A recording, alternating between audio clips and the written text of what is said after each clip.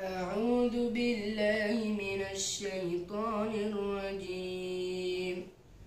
بسم الله الرحمن الرحيم. أقم الصلاة لدلوك الشمس إلى غسق الليل وقرآن الفجر إن قرآن الفجر كان مشهودا ومن الليل فتهجد به نافلة لك عسى أن يبعثك ربك مقاما محمودا وقل رب أدخلني مدخل صدق وأخرجني مخرج صدق واجعل لي من لدنك سلطانا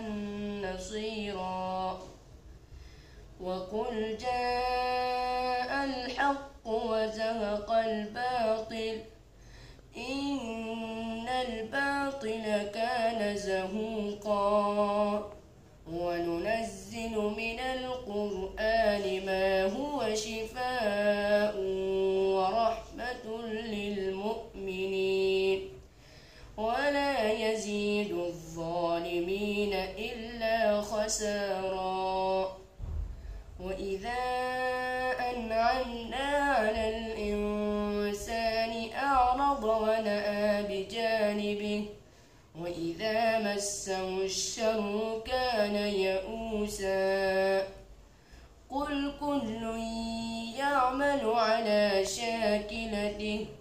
فربكم أعلم بمن هو أهدى سبيلا